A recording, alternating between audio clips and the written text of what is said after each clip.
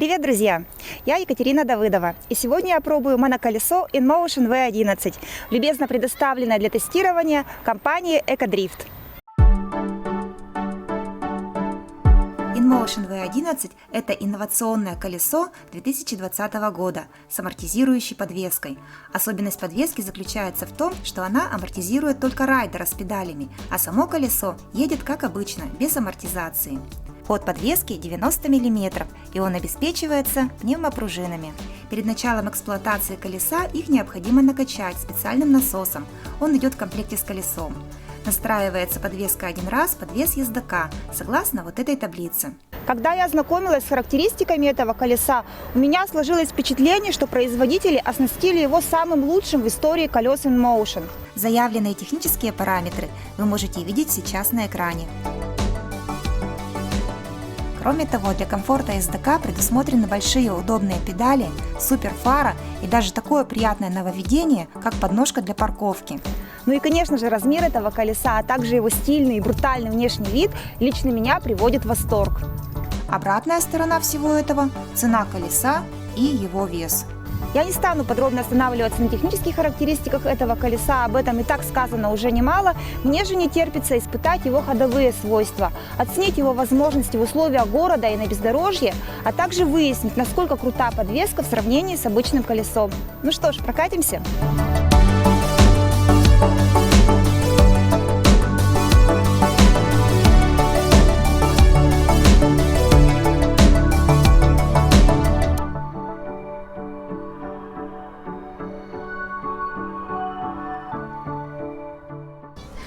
Проехав на InMotion V11 первые 10 километров, я хочу сразу же поделиться свежими впечатлениями. Для меня это необычный опыт, потому что это первое колесо, которое я пробую после КС-18L. То есть до этого я ни на чем другом, кроме Эльки, не ездила. Поэтому, конечно же, волей-неволей мне придется его сравнивать с КС-18L.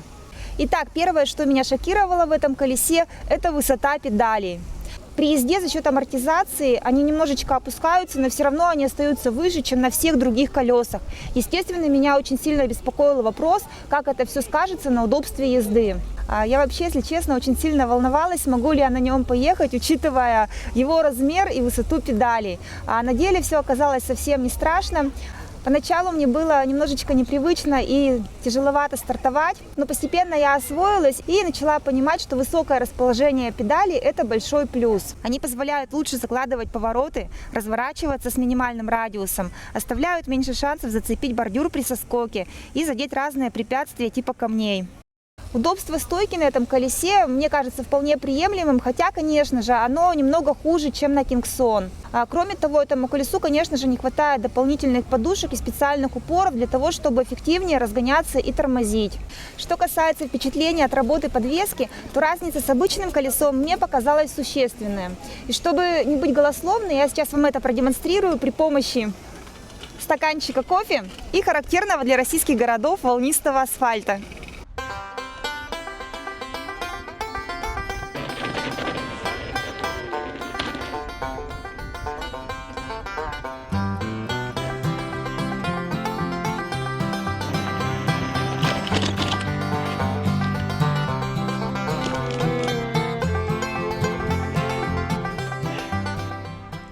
Да, InMotion V11 – это колесо для расслабленной езды. На нем можно спокойно ехать, попивая утренний кофе, и небольшие внезапные волны на асфальте не представляют серьезной угрозы. Можно смело проезжать ямки и канавки, и вас не будет подбрасывать, как на колесе без амортизации. При этом повышается уверенность езды и растет скорость.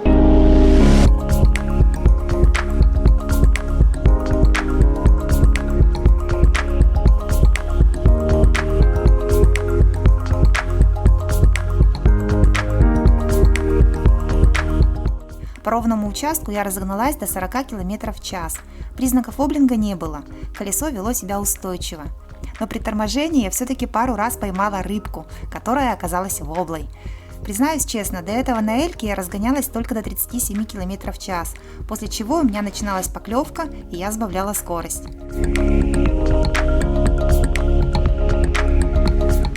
Из несомненных плюсов также то, что прыжки с бордюров становятся намного проще и мягче. Проехав на V11 всего 10 километров, я даже решилась съехать со ступенек, о чем раньше на Эльке и подумать было страшно.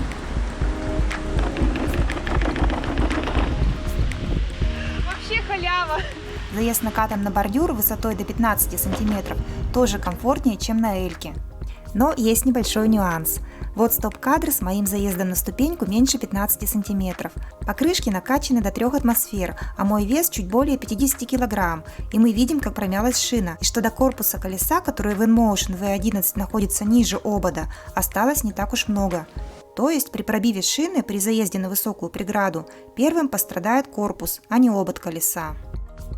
Да, это колесо достаточно тяжелое, особенно для меня, но во время езды по городу мне ни разу не пришлось его поднять. При помощи раскладывающейся ручки его удобно водить и даже закатывать на ступеньки. А для моего роста 163 сантиметра эта ручка особо даже и не нужна. Ручка будет удобна людям с ростом выше, до 185 сантиметров, но на данном тестовом колесе ручка уже имеет небольшие люфты. Хотя пока это не доставляет неудобства. Тем не менее, даже если все-таки потребуется оторвать колесо от земной поверхности, это не запредельная задача, даже я смогла. Удобно то, что под ручкой предусмотрена кнопка сна, и колесо не будет раскручиваться при отрыве от поверхности. Но, как это ни странно, срабатывает эта кнопка не всегда. А что касается подножки для парковки, то она, конечно, удобна, но устойчиво стоять колесо будет только на идеально ровной поверхности. Кроме того, эту подножку очень легко забыть убрать. С городским тестированием все, сейчас едем в лес и испытаем InMotion V11 на бездорожье.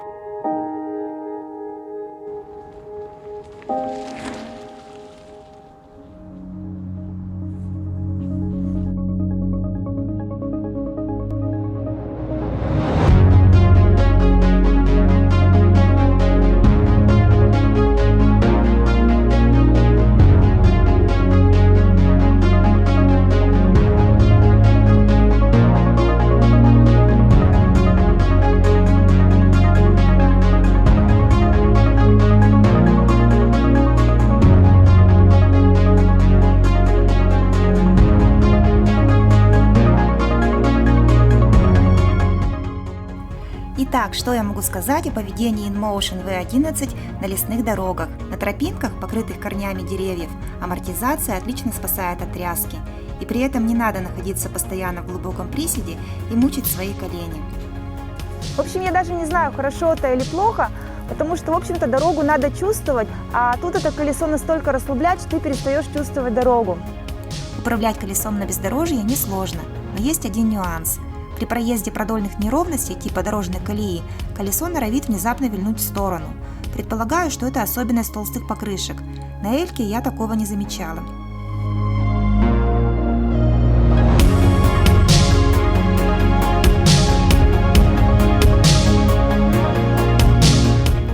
На мелких водных преградах и на скользких участках колесо ведет себя достаточно устойчиво, а брызговик спасает от брызг.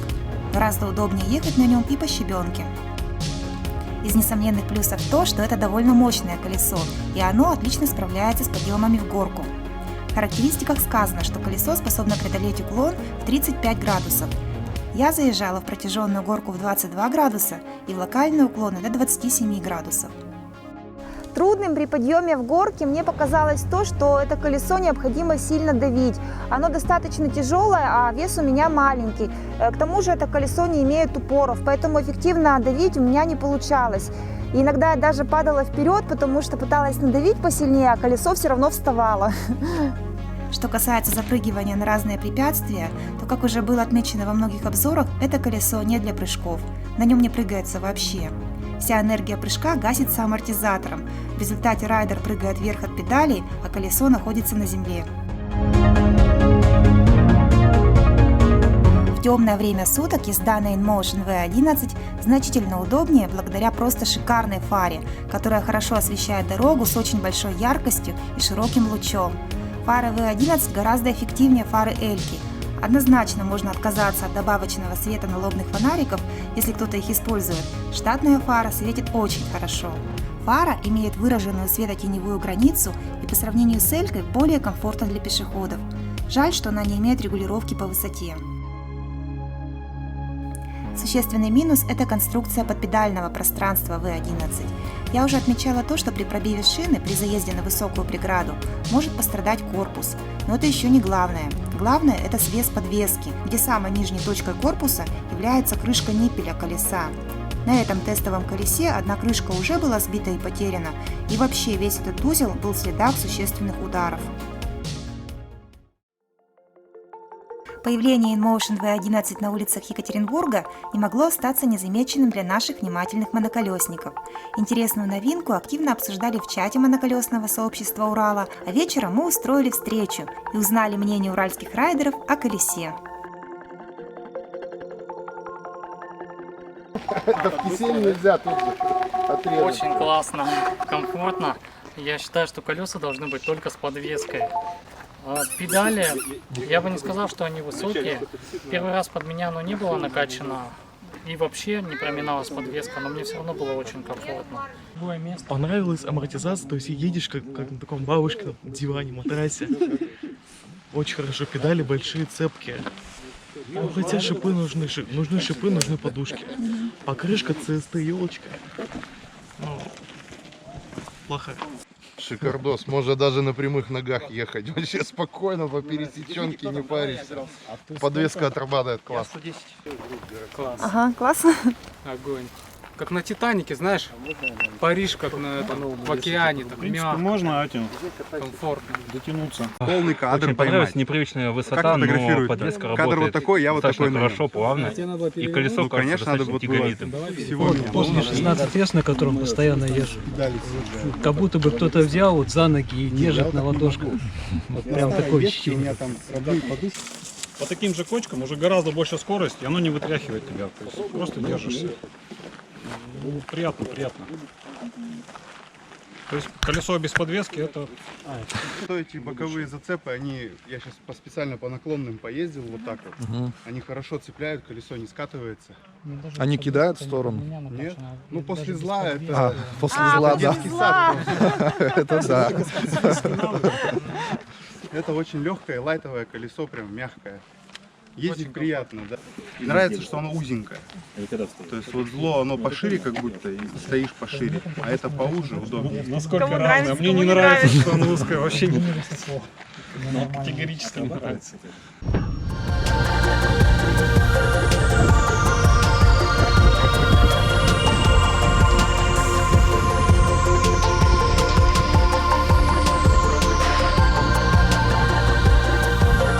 Как скоростное ощущение?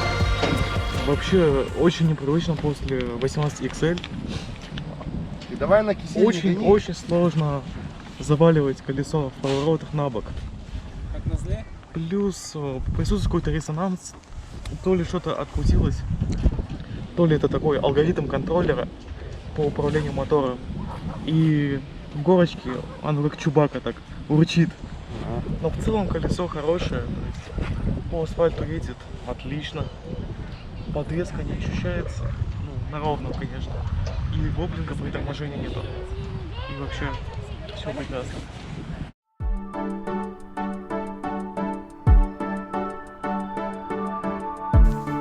Сделаем выводы. Что мне понравилось в InMotion V11? Езда по мелким неровностям. Просто отлично. Ямки, канавки, корни деревьев проезжаются просто незаметно. И хотя, конечно, можно их амортизировать ногами, но с подвеской проще. При этом внезапные препятствия типа лежачего полицейского не представляют серьезной угрозы, и это просто супер, потому что реально может спасти от падения. Прыгать с бордюров – классно. Съезжать с лестниц с небольшими ступеньками – легко. Заезжать накатом на бордюры высотой до 15 сантиметров тоже просто. А разворачиваться с маленьким радиусом на небольшой скорости классно. При этом можно просто вертеться на узком пятачке, и педали не будут задевать поверхность дороги. Мощность и тяга этого колеса тоже на ура. Ну и, конечно, шикарная фара, очень классный свет и подножка. Это удобно. В то же время есть и минусы. Прыгать невозможно, большие бордюры не преодолеть. Резко поворачивать на большой скорости тоже сложно. Я сначала думала, что это у меня из-за недостатка опыта, но более опытные райдеры это тоже подтвердили. На колее колесо может резко вильнуть в сторону. Это некомфортно. Ускоряться, особенно в гору, и тормозить непросто.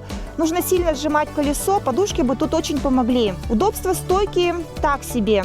После длительной езды в течение 2 дней у меня очень сильно болят ноги в тех местах, где они соприкасались с колесом. На эльке у меня такого не было. Опять же, подушки бы тут выручили. Ну и, конечно же, вся конструкция подпедального пространства просто ужасна. На мой взгляд, ничего ниже педали не должно опускаться, потому что все будет ударяться и ломаться. Но, в общем и в целом, колесо InMotion V11 произвело на меня благоприятное впечатление.